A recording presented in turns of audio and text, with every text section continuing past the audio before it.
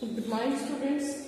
हमने पढ़ लिया था इससे पहले हमारे पास क्लाउड कंप्यूटिंग के बारे में। क्लाउड कंप्यूटिंग से रिलेटेड हमारे पास एक नेक्स्ट टॉपिक है, हमारे पास ग्रिड कंप्यूटिंग। ठीक है, क्लाउड कंप्यूटिंग की तरह नहीं होता है, पर उसके बेसिक्स पे या फिर उसको समझने के अकॉर्डिंग हमारे पास है ग्रिड कंप्यूटिंग है। तो ग्रिड कंप्यूटिंग होता है क्या, एक नेटवर्क होता है जो ज्योग्राफिकल डिस्पर्स होता है, हेटेरोजेनियस कंप्यूटेशनल रिसोर्सेज में काम आता है। जैसे कि हमारे क्लाउड कंप्यूटिंग में था कि हमारे पास जो सर्विसेज काम में लेते थे वो हमारे इंटरनेट पे अवेलेबल होती थी। इंटरनेट पे अवेलेबल होने की वजह से उसको सभी यूज कर सकते थे। और यहाँ पे क्या है, हमारे पास जो ग्रिड नेटवर्क होता है वो ऐसा होता है कि हमारे पास जितने भी रिसोर्सेज अवेलेबल होते हैं वो एक हमारे पास ग्रिड रिसोर्स मैनेजमेंट सिस्टम से कनेक्टेड होते हैं। बहुत सारे रिसोर्सेज, मतलब आपका लैपटॉप कनेक्टेड है, आपका स्मार्टफोन कनेक्टेड है, आपका सर्वर कनेक्टेड है, आपके पीसी, अलग अलग रिसोर्सेज आपके हैं, जैसे प्रिंटर है, स्कैनर है, ये सब रिसोर्सेज क्या है, एक सिस्टम से कनेक्टेड है। और जिस यूजर को उसकी जरूरत पड़ती है, जिस डिवाइस की उसकी जरूरत पड़ती है, वो उसको यूज कर सकता है। इस बेसिस पे है। यहाँ पे क्या है, एक हमें मिडिल, जैसे हमारे पास इंटरनेट है हमारे पास, वहां पर क्लाउड कंप्यूटिंग में यहाँ पे एक मैनेजमेंट सिस्टम है। इसी तरह से हमारे पास ये नेटवर्क होता है, ज्योग्राफिकली डिस्पर्स होता है, मतलब अलग अलग जगह हो सकता है। जैसे हमारे इंटरनेट पे सब लोग अलग अलग जगह काम कर रहे हैं। हेटेरोजेनियस मतलब हमारे पास अलग अलग डिवाइसेस हो सकते हैं जो हमें कंप्यूट करने के काम आती है। ठीक है, हमारे पास जो भी इसमें रिसोर्सेज काम आते हैं उसको हम क्या बोलते हैं, नोड बोलते हैं। ये कनेक्टेड है, ये आपके रिसोर्सेज है और इससे अलग अलग हमारे पास सोर्सेज कनेक्टेड है। ये एक नोड है, ये एक नोड है, ये नोड है, ये नोड, ये सारे क्या है आपके जितने भी डिवाइसेस से कनेक्टेड है सिस्टम से, इन सबको क्या बोलते हैं, नोड बोलेंगे। ठीक है, तो हमारे पास जितने भी नोड्स हमारे पास ये सारे अलग अलग सिंगल टास्क को परफॉर्म कर सकते हैं।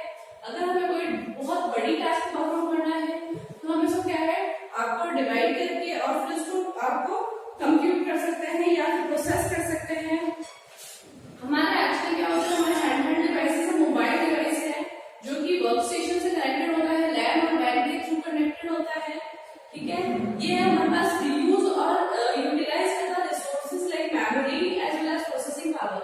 हमारे पास जितनी भी मेमोरी होती है, हमारे पास अगर हमने कोई लार्ज हमारे पास प्रोसेस किया है हमने प्रोग्राम को, तो उसको मेमोरी स्पेसिंग की जरूरत के लिए और इन स्पेस को हम वापस रीयूज कर सकते हैं। ये सारी चीजें रिसोर्सेज को हम वापस रीयूज कर सकते हैं, यूटिलाइज कर सकते हैं।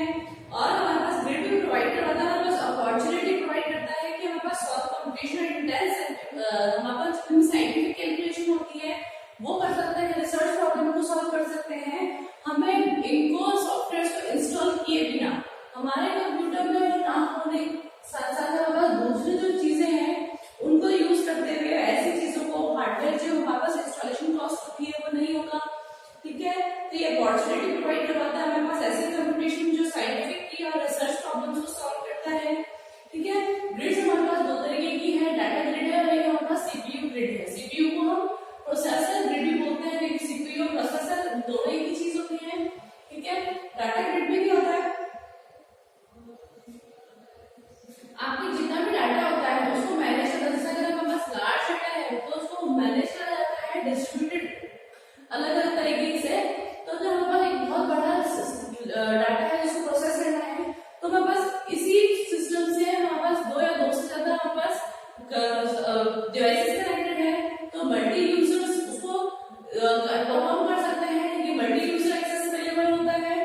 एक ही वक्त मल्टी यूजर मतलब एक ही वक्त पे एक चीज को बहुत सारे यूज कर सकते हैं। मल्टी यूजर मल्टीटास्किंग होता है, हमने देखा है मल्टीटास्किंग में एक ही टास्क से क्या होता है, कंप्यूटर पे हम अपना मतलब गाने सुनते हैं और उसके साथ साथ हम अपना डॉक्यूमेंट बना रहे होते हैं, तो वो मल्टीटास्किंग होता है। मल्टी यूजर मतलब एक ही प्रोसेसर को बहुत ज्यादा काम में ले रहे हो तो वो मल्टी यूजर होता है, बहुत यूजर्स काम में लेते हो,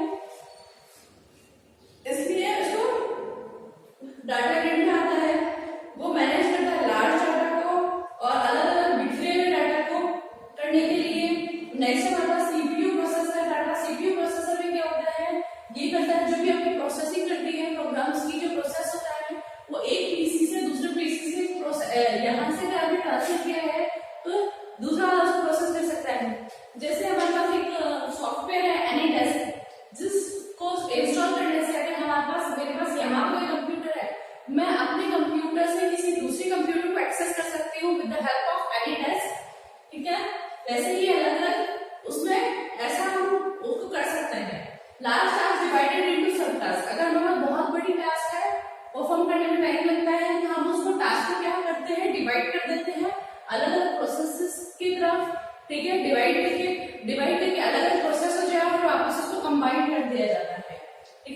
divided to various nodes for parallel processing. हम इसको क्या करते हैं, नोड्स में डिवाइड कर देते हैं। इस नोड को एक टास्क दिया, इस नोड को एक टास्क दिया, और वो सभी एक ही समय में at the same time real time में होता है। पैरेलल प्रोसेसिंग मतलब यहाँ पे ये काम कर रहा है, यहाँ पे ये काम कर रहा है, दोनों को सेम ही टाइम पे काम कर रहा है, तो पैरेलल प्रोसेसिंग है। ठीक है, हमारे पास जैसे कि हमारे पास ग्रिड कंप्यूटिंग है, वो आईएएस होता है ना, इंफ्रास्ट्रक्चर वाला हमारे पास जो क्लाउड कंप्यूटिंग था वो उससे डिफरेंट है। वो भी हमें क्या रिसोर्सेज प्रोवाइड करवाता था हमारे पास वहां पर भी, पर इसमें क्या होता है हमारे पास एक बीच में सेंटर हमारे पास जो होता है, मिडिलवेयर की जरूरत होती है ग्रिड में, और वहां पे क्या है लैन और बैंड से के थ्रू हो जाता था। ठीक है, इसमें मिडिलवेयर की जरूरत होती है। हमारे यहाँ पर एक प्रोसेसर के अंदर आर्किटेक्चर हमारा दे रखा है आपके बुक में, ग्लोबस टूलकिट। आपका एक टूलकिट के बारे में दे रखा है।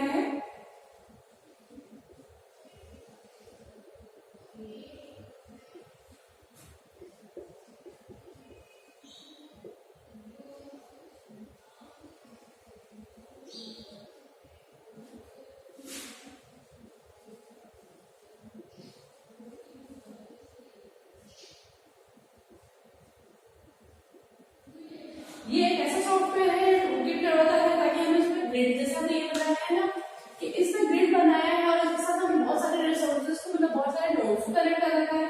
वैसे ही ऐसा टूलकिट है जो ग्लोबस टूलकिट है, इसका एड्रेस हमें दे रखा है कि ये ऐसा टूलकिट है जिससे हम ऐसा ग्रिड फॉर्म कर सकते हैं, मतलब बना सकते हैं।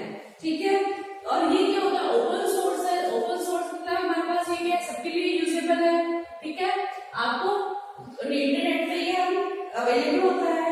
इसी के साथ इंक्लूड करता है ये सॉफ्टवेयर में सिक्योरिटी करता है, रिसोर्सेज मैनेजमेंट, डाटा मैनेजमेंट। हमारे पास सिक्योरिटी मैनेजमेंट सिक्योर है, हमारे पास डाटा मैनेजमेंट डाटा को मैनेज करता है हमारे पास। ठीक है, रिसोर्सेज को मैनेज करता है, कम्युनिकेशन एक दूसरे से, फॉल्ट डिटेक्शन, ये सब चीजें क्या है ये आपको करके देता है सॉफ्टवेयर। ठीक है, इसी के अंदर एक सारी इसकी आपके जितने भी एडवांटेजेस है ये ग्लोबल टूलकिट से आप यूज कर सकते हैं। इससे आप ग्रिड रिसोर्सेज मैनेजमेंट के थ्रू आप अपने नोड्स को कनेक्ट कर सकते हैं, बहुत सारे अलग अलग को। ठीक है, प्रोसेस वाले में मैंने बताया कि आप प्रोसेस मूव कर सकता है एक पीसी से दूसरे पीसी। ठीक है, लार्ज टास्क को हम डिवाइड कर सकते हैं छोटे छोटे टास्क में, और फिर वो परफॉर्म करने के बाद जो हमारे पास आउटपुट आए उनको कंबाइन करके एक हमारा जो हमारे पास लार्ज टास्क था उसका आउटपुट निकाल सकते हैं। ये अलग अलग नोड चेन में हो सकता है। हमारे पास नेक्स्ट टॉपिक है हमारे पास ब्लॉकचेन। ब्लॉकचेन के बारे में देखते हैं कि क्या होता है वो नोट्स देखते हैं एक बार। वो नेक्स्ट हमारा टॉपिक है हमारे पास ब्लॉकचेन। ब्लॉकचेन में क्या होता है हमारे पास ऐसे, जैसे कि हम पुराने जमाने में होता है कि जितने भी ट्रांजैक्शन होते थे, ट्रांजैक्शन एक सेंट्रलाइज्ड उसमें होता है। जिस टाइम हमारे पास कोई एक बड़ा सर्वर रूम है, सर्वर रूम पे के अंदर हमारा जितनी भी ट्रांजैक्शन होती है या फिर हमारे एक कंप्यूटर सिस्टम है, उस कंप्यूटर सिस्टम में जितनी भी ट्रांजैक्शन होती है वो आपको 1 by 1 अपडेट करता है। पर इसमें यह होता है कि अगर आपके पास एक कंप्यूटर है जिसके अंदर आपके डाटा स्टोर है और ये हैक हो सकता है, खराब हो सकता है, इसमें आपके वायरसेस आ सकते हैं, तो वो जो डाटा है आपके लिए लॉस्ट हो सकता है।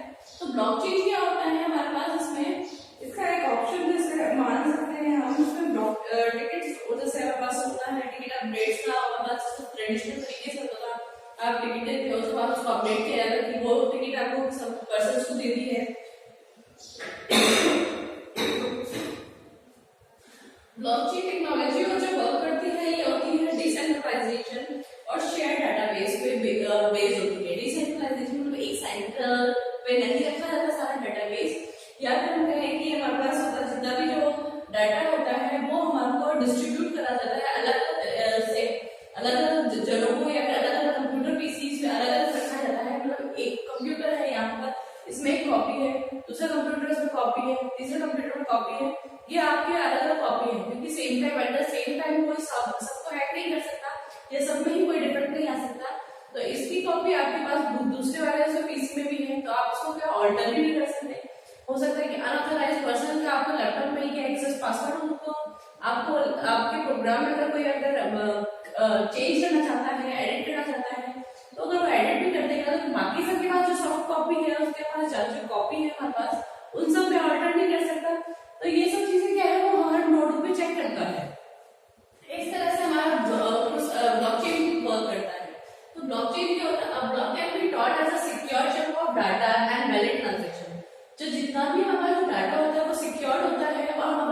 ट्रांजेक्शन होती है वो वैलिड होती है। क्यों होती है? क्योंकि वो हर एक नोड को वो चीज पूछता है, इसको चेक कंफर्म करता है, ठीक है। Each block contains some data, सारे जो ब्लॉक होते हैं वो क्या करते हैं, हमारे सबके ब्लॉक के अंदर कुछ ना कुछ डाटा होता है और उस डाटा को क्या बोलते हैं, एड्रेस बोलते हैं, ठीक है। विजिबल टू एवरी नोड, और हमारे पास क्या है, जो भी एक नोड के अंदर है, मतलब ये नोड के एक दूसरे से इंटरकनेक्टेड होते हैं। अगर एक नोड के पास अगर कोई डाटा है तो वो विजिबल होगा बाकी सबके पास भी, ठीक है। जैसे हमारे सर्वर, जो सर्वर में जो चीजें होती है वो हमें हर कंप्यूटर पे वही चीज नजर आ सकती है। Only owner can access to private data of the block, जो सिर्फ ओनर होता है, जो उसके प्राइवेट ब्लॉक्स होता है वो सिर्फ कौन एक्सेस कर सकता है, सिर्फ ओनर एक्सेस होता है। जैसे हमारे पास सर्वर रूम में होता है कि हमारे सर्वर में जितने भी अगर अपडेट करेंगे, अगर हमारे सर्वर कोई अपडेट करते हैं तो हमारे कंप्यूटर पे अपडेट होगा, हमारे सारे कंप्यूटर्स पे अपडेट होगा। और अगर हमने हमारे पर्सनल कंप्यूटर के ऊपर अगर हमने कोई अपडेट करा है तो वो आपको पर्सनल हमारे पास सर्वर में अपडेट नहीं होगा, वो सिर्फ आपके पर्सनल पीसी में रहेगा, ठीक है।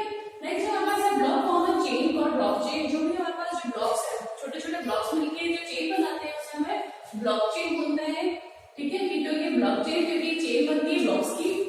Each computer are node in the blockchain receives a full copy of a database।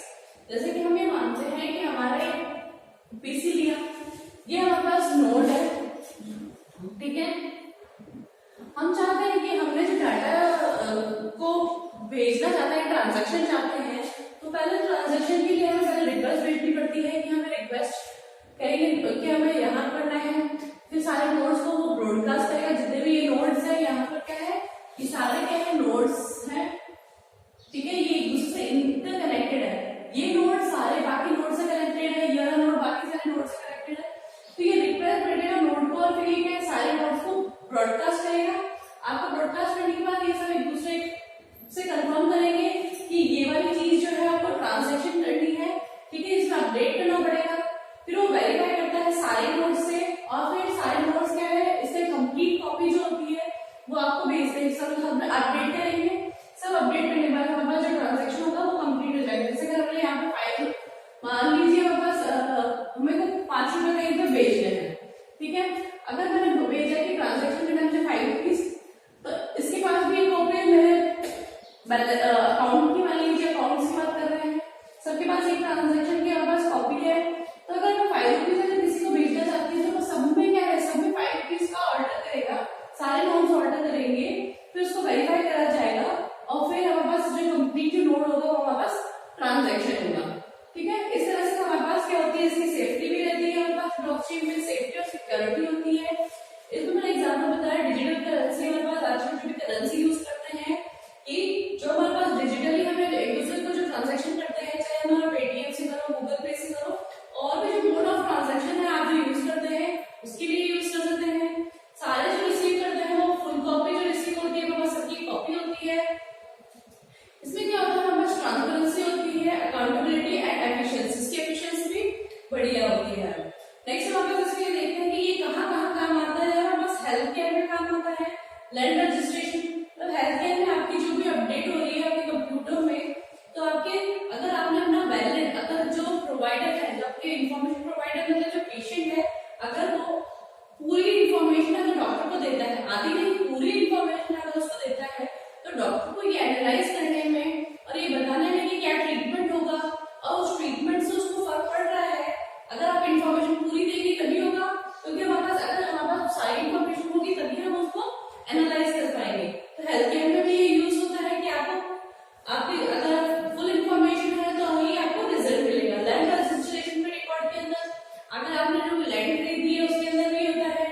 Voting system में भी जैसे हमारे पास पहले होता था कि एक स्लिप दी जाती थी, फिर उसको वोट करा जाता था, स्लिप में उसका जो भी प्रत्याशी है या फिर आपके जो भी वोटर है, हमारे जो भी हमारे पास इलेक्टेड मेंबर्स है, उसके लिए हमारे पास नाम का या फिर उसके सिंबल्स का होता था, उसमें हमारे पास स्टैम्प लगाया जाता था, उसको वोटिंग सिस्टम में डाला था। उसमें क्या होता था कि हमारे पास ये होता था कि जो भी स्लिप्स है उनको फ्रॉडली भी उसको स्टैम्प करके उसमें वोटिंग बॉक्स में डाला जाता था। पर अब हमारे पास क्या वोटिंग मशीन है जो हमारा उसमें फिंगर्स होती है, इसमें हमारे पास एक ही वोटिंग को एक वोटर 2 बार नहीं कर, उसको प्रेस नहीं कर सकता। ये वोटिंग वाले में ट्रांसपेरेंसी आई है, बैंकिंग में ट्रांसपेरेंसी भी आई है, क्योंकि हमारे पास जो बैंकिंग सिस्टम है उसमें